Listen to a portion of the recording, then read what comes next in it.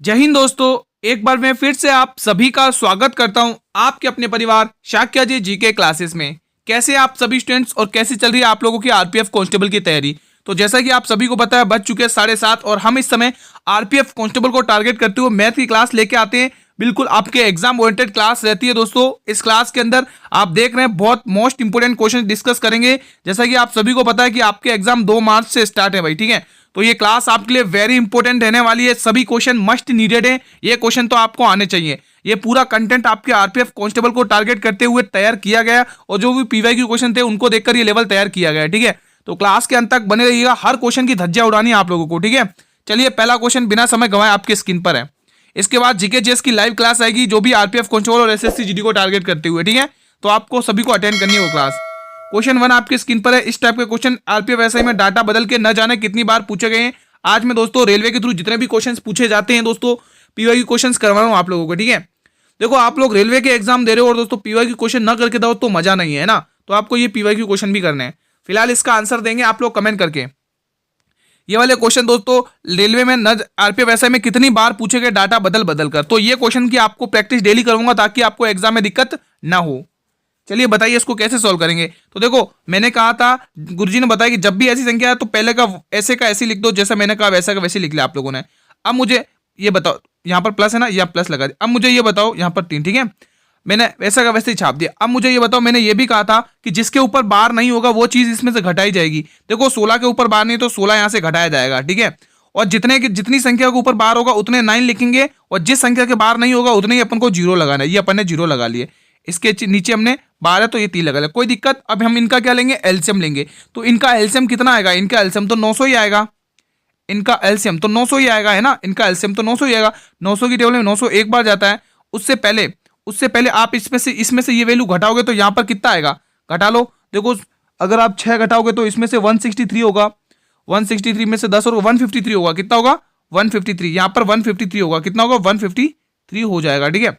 अब देखो 900 की टेबल में 900 एक बार आता है तो 153 एज इट इज लिखोगे आप लोग। ये तो आप लोगों को आता ही होगा, है ना। 153 प्लस और ये 100 या 300, 100 या 300, क्योंकि 9 एकम 9 100 हो जाएगा, ठीक है। अब जोड़ लो 300 400 400 453 हो गया। 300 453 453, ठीक है। और यहाँ पे 900,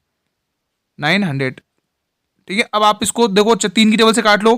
3 एकन 3, तीनों 5 15, 3 एकन 3 और 3 एकन 3 3 9, यानी 151/300। किस किस का ऑप्शन आया, 151/300, 151/300 option number D. I hope guys कि ये क्वेश्चन आपको इजीली समझ में आया होगा दोस्तों। बहुत ही शानदार क्वेश्चन था, मजा आ गया। अगला क्वेश्चन, इन क्वेश्चंस की प्रैक्टिस करते रहना भाई, ऐसे क्वेश्चंस एग्जाम में देखने को मिलेंगे, गारंटी के साथ कह रहा हूं। क्वेश्चन 2 आपके स्क्रीन पर है। फिलहाल इसका आंसर बताएंगे। आरपीएफ एसआई में पूछा गया था क्वेश्चन, बताइए। अब दिक्कत यहीं पे होगी, गुरुजी ये किसका क्यूब स्क्वायर रूट है, ये किसका स्क्वायर रूट है, बताइए। सभी वीर बताएंगे। देखो 50 का क्या स्क्वायर होता है, 50 का स्क्वायर 2500 होता है ना। 50 का स्क्वायर 2500, लेकिन ये उससे ज्यादा है। 60 का स्क्वायर 3600 है ना। 55 का कितना होता है, 5 30 25, हाँ 55 का 30 25 है। 55 का 30 25 स्क्वायर होता है, ठीक है। इससे कम है ये। तो दोस्तों ये आपके 55 54 का 16 4 का ये अंक आएगा, 58 16 53 53 का स्क्वायर है दोस्तों ये, हाँ 53 का स्क्वायर है, ठीक है। मैंने आपको हिंट दे दिया, ये 53 का स्क्वायर है। चलिए अब आप इसको सॉल्व करें। तो कैसे करेंगे, हमें पता है गुरुजी, पहले हम एज इट इज ऐसे कैसे लूटेंगे, बोर्ड मास को फॉलो करेंगे। यहाँ पर 2, यहाँ पर मल्टीप्लाई 7 4 2/53, ठीक है 53। और देखो ये 53 कहां से आया, क्योंकि डिवाइड का था, ये तो आपका 53 बन गया ना, ये तो 53 का स्क्वायर है। इधर क्या है, y+784, y+784। चलिए अब इसको सॉल्व कर लो और आंसर निकालो। ये कितनी बार जाएगा लगभग देख लो एक बार, ये कितनी बार जाएगा आप देख लो, कितनी बार जाएगा देख सकते हैं आप। ये इसका 4 गुना है 53, ये इसका 14 गुना है दोस्तों, 14 गुना, ये इसका 14 गुना। अब इनको मल्टीप्लाई कर लो। 29 दूनी 58, 29 दूनी 58, यहाँ पे 58 लिख लो, गुणा 14, और यहाँ पर क्या है, गुणा का 14 है, ठीक है। अब इसको मल्टीप्लाई कर लो, कितना आ रहा है मल्टीप्लाई करने पर देख लो आप लोग। 14 पंचे 70, 14 छंग 84, 14 7 98, 14 8 112, 8 112 की 2 कैरी 11, 14 पंचे 70 80 और 81। अब आपको 812 में से इसको 784 को घटाना है। 784 को घटाना है, 784 को 784 को घटा लो, आंसर आ जाएगा। देखो इकाई अंक 8 आएगा, क्योंकि 12 में से 4 घटाओगे 8 बचेगा। तो ऑप्शन नंबर डी आएगा दोस्तों, है ना, ऑप्शन नंबर डी आएगा। क्योंकि देखो 12 में से 4 घटाओगे 8 बचेगा, 12 में से 4 घटाओगे तो 8 बचेगा, ठीक है। 10 में से 2 घटाओगे तो 2 बचेगा, 28 आंसर, ठीक है। तो इजी क्वेश्चन था, खाली कैलकुलेशन थी, ठीक है। चलिए अगला क्वेश्चन, ये क्वेश्चन बताइए दोस्तों, बहुलक निकालना है, टेक्निशियल ग्रेड 3 में पूछा गया था 2024 में। बताइए मोड निकालना है, what is find mode, mode English में कहे तो मोड निकालना है, इसमें से मोड जो बार बार रिपीट होता है। इजी, इससे इजी क्वेश्चन तो कुछ है ही नहीं भाई, ये तो सभी को आना चाहिए। जो बार बार संख्या रिपीट हो रही है वही मोड होता है, वही बहुलक होता है। इसमें देख लो, देखो 2 यहाँ पे एक बार आ रहा है, 2 तो एक बार, 2 का काम खत्म, 2 तो एक बार ही आ रहा है। 6 देख लो, एक बार आया, 2 बार, 3, 6 बार, 6 3 बार आया, 8 8 एक बार, ये 7, तो बिल्कुल इसका बहुलक 6 होगा, क्योंकि 6 3 बार आया और कोई भी संख्या नहीं है जो 3 से ज्यादा बार आई हो, ठीक है। तो 6 इसका बहुलक है। और कोई दिख रही क्या, बिल्कुल 6 इसका बहुलक है। अगला क्वेश्चन, ये क्वेश्चन बताएंगे बहुत ही शानदार। यहाँ से उस दोस्तों यहाँ पे गोला है ना, उस गोले का आयतन ज्ञात करें। यहाँ पर गोला है, ठीक है, यहाँ पर मैं लिख देता हूँ, यहाँ पर गोला है, गोला यानी सर्कल है ना, उस गोले का आयतन ज्ञात करें।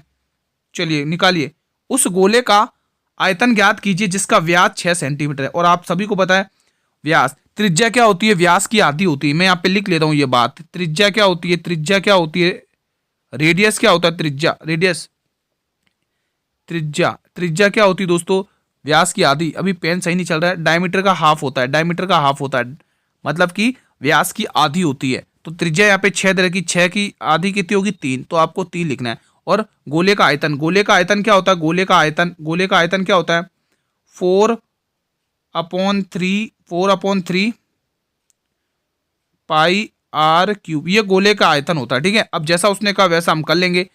चलिए अब निकाल दो, वैल्यू निकाल दो, 4/3 एज इट इज लिख लो, 4/3 एज इट इज लिख लो, 4/3 एज इट इज लिख लो, है ना, आज पेन को क्या हो गया, ठीक है। 4/3 एज इट इज, पाई का देखो, पाई का लिखना ही नहीं क्योंकि पाई तो लिखा हुआ है इसके अंदर, आर क्यूब, यानी आपको यहाँ पे 3 का क्यूब निकालना 27, ठीक है। अब 3 की टेबल से काट लो, 3 नम 27 और 9 चौके 36, तो 36 पाई centimetre square, option number D.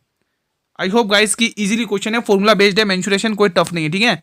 ये क्वेश्चन बताएंगे आप लोग आरआरबी ग्रुप डी 2022 में, अल्टीमेट क्वेश्चन है भाई साहब। कंसेप्ट ध्यान में रखोगे तो क्वेश्चन फोड़ सकोगे। किसी वस्तु को उसके अंकित मूल्य पर बेचने पर एक खुदरा विक्रेता को 18% का लाभ होता है। यदि वह अंकित मूल्य पर 10% की छूट देता है तो उसे वस्तु का वास्तविक लाभ कितना होगा। अल्टीमेट क्वेश्चन है भाई साहब, मजा आ जाएगा, बहुत ही शानदार लेवल का क्वेश्चन है भाई साहब। बताइए बताइए दोस्तों, बहुत ही शानदार क्वेश्चन है भाई। किसी वस्तु को उसके अंकित मूल्य पर बेचने पर एक खुदरा विक्रेता को 18% का लाभ होता है। यदि वह अंकित मूल्य पर 10% की छूट देता है तो उसे वस्तु का वास्तविक लाभ कितना होगा। बहुत ही शानदार क्वेश्चन है भाई साहब, आज का क्वेश्चन ऑफ द डे भाई साहब। बताइए इसका आंसर क्या होगा। यहां पर कंसेप्ट क्या कहता है, यहां पर कंसेप्ट क्या कह रहा है, वो कह रहा है कि अंकित मूल्य पर ही सामान बेचा जा रहा है। ध्यान रखना दोस्तों, अंकित मूल्य पर ही सामान बेचा जा रहा है दोस्तों, ठीक है। तो इस केस में अंकित मूल्य पर ही सामान बेचा जा रहा है, तो जो प्रॉफिट होता है दोस्तों, क्रय मूल्य होता है, वो अंकित मूल्य से अधिक होता है ना। क्रय मूल्य अगर अधिक होता तो जो प्रॉफिट होगा वो अंकित मूल्य पर ही हो रहा है दोस्तों इसमें, है ना। तो प्रॉफिट इसी पर हो रहा है, तो हम यहाँ पे सक्सेसिव यूज कर लेंगे, ठीक है। वापिस कंसेप्ट को समझो दोस्तों, उसने कहा है कि मैं अंकित मूल्य पर ही सामान बेच रहा हूँ, ठीक है। तो जो और अंकित मूल्य पे तो सामान बेचा जाए तो क्रय मूल्य तो अंकित मूल्य से अधिक होता है ना, अंकित मूल्य से अधिक होता है। तो यहाँ पर वो कंसेप्ट लग रहा है आपको, मतलब कि सक्सेसिव लगाना है, यानी कि 18 की चीज पर 10% की छूट दे रखी है, आपको सक्सेसिव यूज करके बता रहा हूँ दोस्तों, ठीक है। यहाँ पर आप लोगों को सक्सेसिव लगाना है, सक्सेसिव लगाना। कंसेप्ट समझ में आ जाए फिर तो सक्सेसिव लगा के फोड़ दो, ठीक है, सक्सेसिव लगा के फोड़ दो फिर क्वेश्चन को, ठीक है।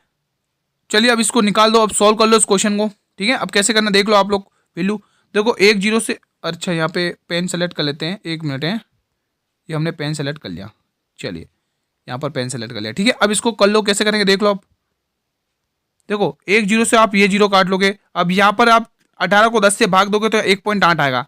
1.8 में से आपको ये वैल्यू घटानी है।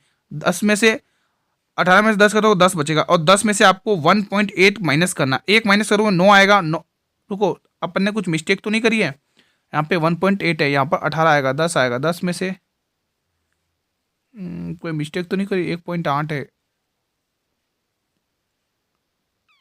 18 में से 10 घटाओगे तो 8, अच्छा 18 में से 10 घटाओगे तो 8 बचेगा, यहाँ पर थोड़ा ध्यान रखना है, ठीक है। यहाँ पर मैंने 10 लिख दिया, ठीक है। 18 में से 10 घटाओगे तो 8 बचेगा, 8 बचेगा, ठीक है। और 8 में से आपको 1.8 और माइनस करना है। ये वैल्यू माइनस कर लो, आंसर आ जाएगा। देखो 1 घटाओगे 7 बचेगा और 0.6 और घटाओगे तो 6.2 आंसर आएगा, 6.2। ऑप्शन नंबर सी इसका सही जवाब है। अगला क्वेश्चन बहुत ही शानदार था। ये बताइए, एक वस्तु का क्रय मूल्य अंकित मूल्य का 75% है। यदि 15% की छूट दी जाती है तो लाभ प्रतिशत क्या होगा? एक और आपका एनटीपीसी में पूछा गया क्वेश्चन है डिस्काउंट का। ये बताइए, बहुत ही शानदार है, बहुत ही शानदार है। बताइए, क्वेश्चन आपके स्क्रीन पर है। एक वस्तु का क्रय मूल्य अंकित मूल्य का 75% है। देखो सीपी लिखा हुआ है यहाँ पर, एमपी लिखा हुआ है यहाँ पर और सेलिंग प्राइस लिखा हुआ है यहाँ पर। देखिएगा, समझिएगा ध्यान से। उसने कहा है क्वेश्चन का, उसमें कह रहा है कि क्रय मूल्य अंकित मूल्य का 75%, अंकित मूल्य का 75% है। माना कि 100 से आप कर सकते हैं, माना कि अंकित मूल्य 100 है, माना कि आप 100 अंकित मूल्य मान रहे हो तो इसका 75% क्या है? कॉस्ट प्राइस है। अब आप क्या कह रहे हो? तो 15% की छूट दी जाती है। अब बताइए 15% की छूट किस पर दी जाती है? अंकित मूल्य पर। तो 100 पर 15% की छूट यानी 15 पे, यानी 85 पर सामान बेचा गया। ठीक है, वो कह रहा है लाभ प्रतिशत। अब आपको साफ साफ दिख रहा है यहाँ पे लाभ प्रतिशत कितने का हो रहा है। आप 75 रुपए में कोई चीज खरीद कर लेके आए और 85 में बेचिया, साफ साफ 10% का प्रॉफिट हो रहा है। देखो प्रॉफिट हो रहा है तो हानि वाला तो मामला खत्म कर दो, बी ऑप्शन तो आएगा ही नहीं और ना ही डी ऑप्शन आएगा। हानि वाला तो मामला खत्म कर दो। और दोस्तों ये इसका 15% है ही नहीं, ऑप्शन नंबर सी आएगा। देखना पॉइंट में ही आंसर आएगा, क्योंकि 10% का प्रॉफिट हो रहा है। किसके ऊपर हो रहा है? 75 के ऊपर हो रहा है भाई। किसके ऊपर हो रहा है स्टूडेंट? 75 के ऊपर हो रहा है। और आपको गुणा 100 करना है। ठीक है, गुणा 100 करना है। क्या करना है स्टूडेंट? गुणा 100 करना है। अब आप यहाँ पे वैल्यू टर्मिनेट कर लो। देख सकते हैं आप 25 की टेबल से काटो 3 बार जाएगा, 25 की टेबल से 3 बार जाएगा, है ना। 25 की टेबल से आप वैल्यू काट लो, 25 की टेबल से 3 बार जाएगा, 25 की टेबल से 4 बार जाएगा और 40/3 का मतलब यही होता है। क्या होता है 40/3 का मतलब? 33.33%, 13.33% है ना। 13.33% का आपको प्रॉफिट हो गया। ये आपको ध्यान रखना है, 13.33%, 13.33% का प्रॉफिट हो गया। ठीक है, बहुत ही शानदार क्वेश्चन था भाई साहब। अल्टीमेट क्वेश्चन से आपके एग्जाम के लिए बहुत ही अच्छे से रिवीजन होगा, अंत तक बने रहेगा। एक टीवी का विक्रय मूल्य 18,700 है, तब दुकानदार 15% की हानि होती है। इस पर 15% का लाभ अर्जित करने के लिए टीवी का विक्रय मूल्य क्या होगा? दोस्तों डिजिट चेंज करके ऐसे क्वेश्चन आएंगे, ये मोस्ट इंपोर्टेंट क्वेश्चन है भाई साहब। ऐसा क्वेश्चन डिजिट चेंज करके आपके एग्जाम में देखने को मिलेगा दोस्तों। यहाँ टेक्निशियल ग्रेड 3 में पूछा था ये क्वेश्चन भाई। 1800 मूल्य कितना है पहले ये प्राइस करें। इसका थोड़ा आज पेन पता नहीं क्या हो रहा है इसको। ठीक है, ये आप ध्यान रखेंगे। हाँ सही है, चलिए अब इसको सोल्व करते हैं। देखो 18,700 का मूल्य था, कितने का? 18,700 का मूल्य था। उस पर आप खुद दिमाग लगाओ, अगर आप 100% की चीज होती है 15% की हानि पर बेच रहे हो तो कितने पर बेचा? 85% की। और आपको लाभ भी चाहिए 115 का, क्योंकि 15% का लाभ चाहिए ना। अब आप इसको 17 की टेबल से काटोगे, 5 बार काटोगे, 17 एकन 17, 17 एकन 17, 0 और ये 0। ठीक है, ठीक है, 5 की टेबल से काटोगे कितनी बार जाएगा? 5 की टेबल 23 बार जाएगा, 23 बार जाएगा। अब आप 23 को आप इससे गुणा कर लो, इससे गुणा कर लो, क्या आंसर आ रहा है? देखो 2 बार तो 0 एज इट इज आ जाएंगे।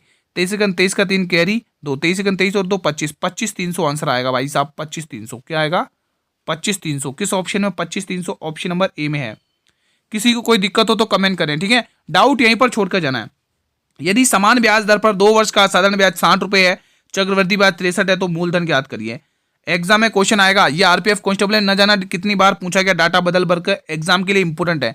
एग्जाम में आएगा दोस्तों ऐसे टाइप के क्वेश्चन। ठीक है, ध्यान रखना भैया। आप सभी को पता है 2 साल का साधारण ब्याज उसने 60 रुपए दे रखा है, तो मैं कहूँ 1 साल का साधारण ब्याज 30 रुपए इधर है और दूसरे साल का साधारण ब्याज 30 रुपए इधर है। ये हो गया 2 साल का साधारण ब्याज, और 3 रुपए और जोड़ दो, ये हो गया भाई आपका कंपाउंड। ये तो हो गया भाई साधारण ब्याज। मैं लिख भी देता हूँ, आपको शो भी हो जाएगा। ये होता है आपका एसआई, ये होता है आपका एसआई। ठीक है, ये होता है एसआई, और ये पूरा का पूरा आप ऐड करोगे, ये पूरा का पूरा होता है आपका सीआई। अब उसने क्या पूछा है? ये बात तो ठीक है, बस आप तो मुझे मूलधन बता दो। मूलधन तो ये इसका कितना गुना है? ये इसका 10 गुना है। तो ये आपका 10 गुना है, कितना है? 10 गुना। तो इसको भी 10 गुना कर दो, मजा आ जाएगा भाई साहब। 300 रुपये मूलधन आ गया, इससे बेस्ट नहीं होगा। 300 रुपये मूलधन आ गया भाई साहब, 300 रुपये मूलधन आ गया। कितना आ गया? 300 रुपये। Option number B. बहुत ही शानदार अल्टीमेट का क्वेश्चन था भाई साहब, अल्टीमेट लेवल का क्वेश्चन था, मजा आ गया। अगला क्वेश्चन आपके स्क्रीन पर है। देखो क्वेश्चन 8 क्या कह रहा है? क्वेश्चन 8 कह रहा है गुरुजी 6 पुरुष का औसत वजन 2 kg है, बढ़ जाता है जब उसमें 48 kg वजन वाले पुरुष को एक अन्य पुरुष में बदल दिया जाता है, तो नए पुरुष का औसत वजन ज्ञात करना है। इसको आप ओरल भी कर सकते हो विदाउट यूज पेन और पेंसिल। ठीक है, आप इसका आंसर ओरल भी कर सकते हो। समझिए, 6 पुरुषों का औसत वजन 2 kg बढ़ जाता है। 6 पुरुषों का 2 kg बढ़ जाता है, यानी कि 12 किलो बढ़ गया। जब उसमें 48 किलो वाले वजन पुरुष को एक अन्य पुरुष से बदल दिया जाता है। 48 किलो वजन था एक पुरुष का, उसको एक अन्य पुरुष से बदल दिया जाता है, तब ये बढ़ जाता है 12 किलो। ठीक है, तो नए पुरुष का वजन ज्ञात करिए। अब वो नया पुरुष कितने का हो गया वो बताना है।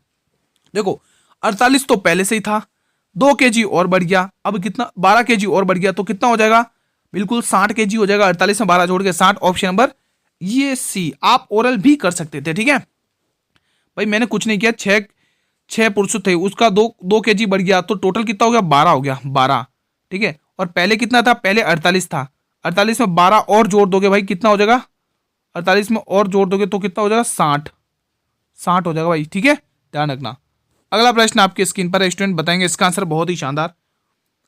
लखन और राम क्रमशः 48,000 72,000 का निवेश कर एक व्यवसाय का आरंभ किया। मतलब लखन ने 48,000 रुपए निवेश किए और राम ने 72,000 रुपए निवेश करके एक व्यवसाय को शुरू किया है।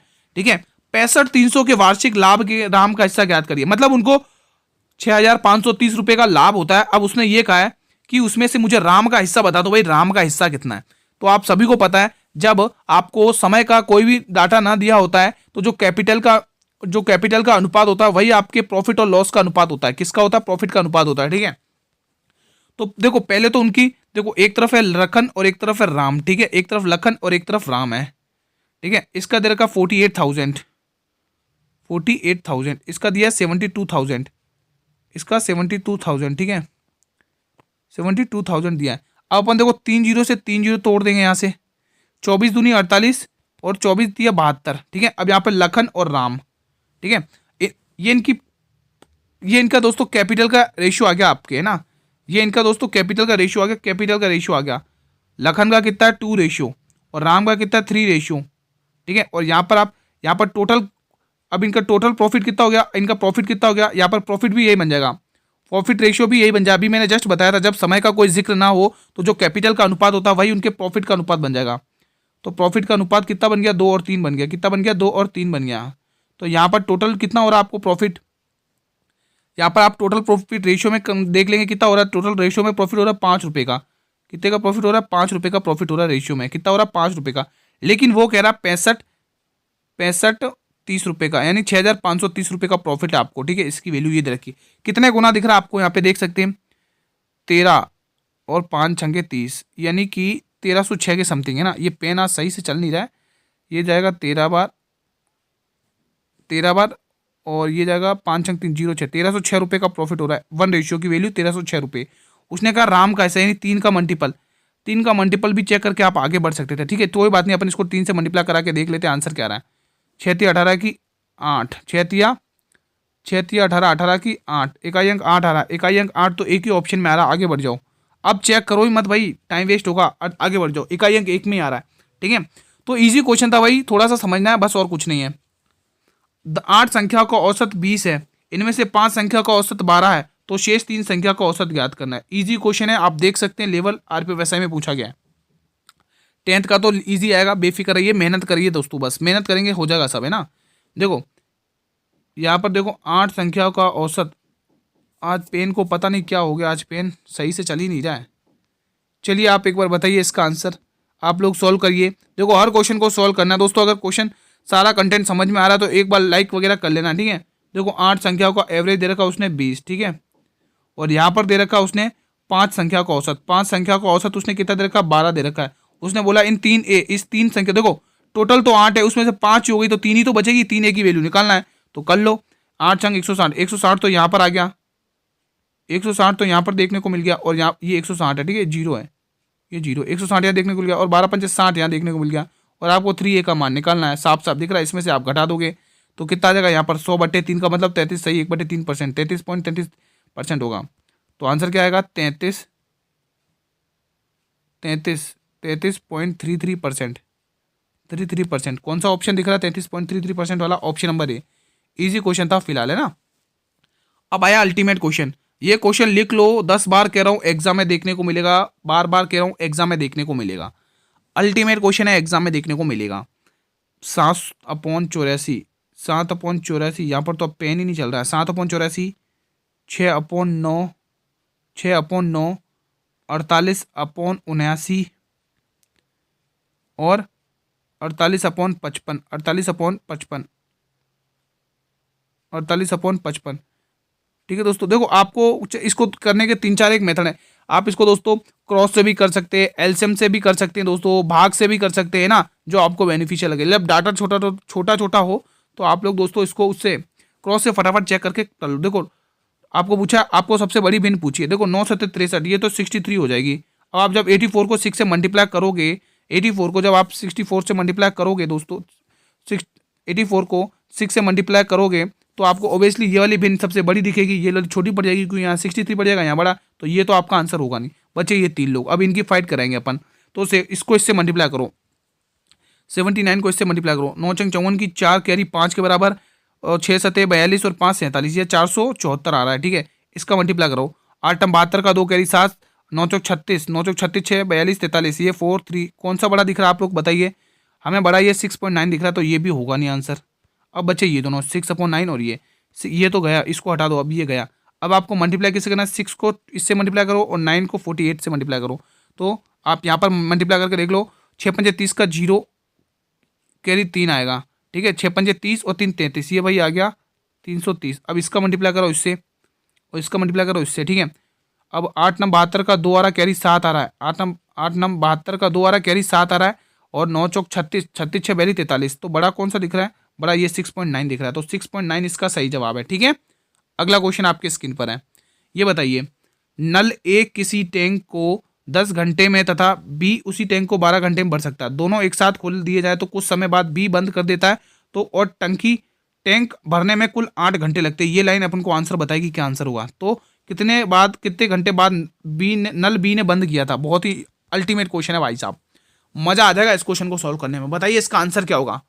देखो समझना और कुछ नहीं है दोस्तों, क्वेश्चन की भावनाओं को समझ लोगे, क्वेश्चन क्या कह रहा है वो समझ लोगे, तो आपको इजीली समझ में आएगा। इस क्वेश्चन में थोड़ा सा समझना और कुछ नहीं है दोस्तों, बिल्कुल इजी क्वेश्चन है। तो बिल्कुल पहले क्षमताएं हमको मिल जाए, मजा आ जाएगा। तो बिल्कुल क्षमताएं निकाल लो। देखो नल ए है, वो किसी काम को 10 घंटे में कर सकता है। ए किसी काम को 10 घंटे में और बी उसी काम को 15 घंटे में कर सकता है। दोनों की क्षमता निकाल लो। इनका एलसीएम 30 आएगा, मतलब इनका टोटल वर्क 30 आएगा। इसकी क्षमता है 10 × 30 और इसकी क्षमता है 15 × 30, कोई दिक्कत नहीं। अब आगे क्या कह रहा है, दोनों यहाँ से पढ़ो, दोनों एक साथ खोल दिए जाते हैं और कुछ समय बाद बी बंद हो जाता है, तो टैंक भरने में कुल 8 घंटे लगते हैं। अब आप दिमाग लगाइए, बी तो मैदान छोड़कर भाग रहा है, लेकिन ए तो टिका हुआ है ना। ए ने तो 8 घंटे काम किया है ना। मैंने क्या कहा, मेरी बात को आप ही सुनो। दोनों एक साथ खोले जाते हैं, दोनों ने काम करना शुरू किया। अब बीच में बी काम छोड़कर भाग जाता है, भाई मेरे से काम नहीं हो रहा, इतना सारा काम तू ही कर, तो बी तो भाग जाता है। बचा कौन, ए। तो ए ने तो पूरे 8 घंटे तक काम किया है ना, तो क्यों ना मैं ए का 8 घंटे काम निकाल दूं, बचेगा वो बी का काम निकल जाएगा। क्या बात है, ऐसे मजा आ गया भाई, कंसेप्ट बहुत ही शानदार है भाई। तो ए का 8 घंटे काम निकाल लो। ए की क्षमता कितनी, 3 घंटे, तो ए 3 की क्षमता से 8 घंटे काम करेगा, 3 की क्षमता से 8 घंटे काम करेगा, तो वो 24 काम कर देगा। 24 काम उसका निकाल दो, 24 काम उसका निकाल दो, तो बचा शेष काम कितने बचा, शेष काम बचा कितना, शेष काम तो बच गया 6 बच गया। शेष काम कितना बच गया, 6। शेष काम कितना बच गया, 6, क्योंकि 30 में से 24 घटाओगे 6 काम बचेगा शेष काम। अब शेष काम वो करेगा कौन, बी ने, है ना। तो बी की क्षमता कितनी, 2 की क्षमता है भाई। शेष काम 6 और 2 की क्षमता से किया, तो बी ने 3 घंटे पहले ही काम छोड़ दिया था, 3 घंटे। ठीक है, मजा आ गया भाई साहब, कंसेप्ट वाला क्वेश्चन था, बहुत ही शानदार अल्टीमेट क्वेश्चन था। ये बताइए, एक वर्गाकार भूखंड का क्षेत्रफल 961 मीटर स्क्वायर है। भूखंड की प्रत्येक भुजा की लंबाई ज्ञात करिए। आरपीएफ एसआई में पूछा गया क्वेश्चन है, क्या कर सकते हैं, निकाल दो, इजी क्वेश्चन है, आप कर भी क्या सकते है ना।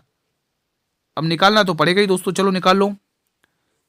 वर्गाकार भूखंड का क्षेत्रफल यानी मतलब कि आपको वर्गाकार यानी स्क्वायर निकालना है, मतलब वर्ग का क्षेत्रफल निकालना है, ए स्क्वायर भुजा का स्क्वायर, यानी कि वर्ग का क्षेत्रफल क्या होता है, वर्गाकार भूखंड का क्षेत्रफल क्या होता है, भुजा का स्क्वायर, यानी कि ए का स्क्वायर क्या होता है, भुजा का स्क्वायर। क्या होता है स्टूडेंट, भुजा का स्क्वायर। आपको क्षेत्रफल दे रखा है, कितना दे रखा है इसने सामने, 961, तो यहाँ पे भुजा निकल जाएगी, तो ये रूट यहाँ पे आके लग जाएगा, तो कितना आएगा, आप सभी को दिख रहा है ये 961 किसका रूट होता है, सभी को देखो, स्क्वायर रूट और क्यूब रूट तो आप लोगों को पता होनी चाहिए। 31 का है ये, किसका, 31 का, तो आंसर क्या आएगा, 31। आंसर क्या आएगा स्टूडेंट, 31 आंसर आएगा, 31। किस ऑप्शन में, डी ऑप्शन में। किसी भी स्टूडेंट को कोई भी दिक्कत हो तो कमेंट करें, इस क्वेश्चन में फॉर्मूला बेस्ड है और कुछ नहीं है। अनमोल अपनी यात्रा को 10 घंटे में पूरी करता है। वो आधी दूरी 40 किलोमीटर की चाल से, शेष दूरी 69 किलोमीटर की चाल से संपूर्ण यात्रा की कुल दूरी ज्ञात करनी है। आरपीएफ एसआई में क्वेश्चन, इतना इजी क्वेश्चन क्या करे, सॉल्व तो करना पड़ेगा भाई। आरपीएफ एसआई में पूछा है, जब आरपीएफ एसआई इतने इजी क्वेश्चन पूछी तो 10th लेवल है ही क्या, तो 10th क्लास उसके सामने ही क्या है ना भाई, ये तो ग्रेजुएशन लेवल का है भाई। तो आपका इजी क्वेश्चन आएंगे, बेफिक्र रहिए। आरपीएफ एसआई में क्वेश्चन पूछे गए हैं, ठीक है। ये क्वेश्चन दोस्तों बार बार पूछेंगे, डेटा बदल बदल कर। तो जब भी ऐसा बोले ना कि कोई पूरी यात्रा इतने घंटे में, आधी दूरी इतने से, आधी दूरी इतने से, कुल दूरी ज्ञात करनी है, तो हमेशा यही याद रखना। तो एवरेज स्पीड यानी औसत चाल का फॉर्मूला क्या लगाओगे, एवरेज स्पीड का हमेशा फॉर्मूला क्या लगाओगे, एवरेज औसत चाल क्या लगाओगे, 2 गुणा फॉर्मूले का 2 S1 यानी पहली चाल गुणा S2 यानी दूसरी चाल upon S1 plus S2, S1 plus S2। Formula based question है और कुछ नहीं है। अब देखो ओरली करेंगे देखो उस, अच्छा ओरली छोड़ो, आप लोग 10 घंटे लगे ना टोटल टाइम, यहाँ पर टोटल टाइम टीटी का मतलब टोटल टाइम, ये फॉर्मूला ध्यान रखना बस, एवरेज स्पीड का टोटल टाइम, ठीक है। चलो इसी फॉर्मूला के बेस से हम क्वेश्चन को सॉल्व करेंगे। चलिए फॉर्मूले का 2 एज इट इज बिल्कुल, चाले लिख लो, एक तो 10 घंटे, अच्छा 40 और 69 लिख लो यहाँ पे, 40 और 69, 40 और 69, और टोटल चालों का टोटल योग कर लो, 6 और 4 10, 109, कितना हो गया 109, यहाँ पर कितना हो गया 109, 109 कितना हो गया 109, 109 कितना होगा 109 गुणा टोटल टाइम कितना है 10 घंटे, उसने टोटल टाइम 10 घंटे लिए भाई, 10 घंटे।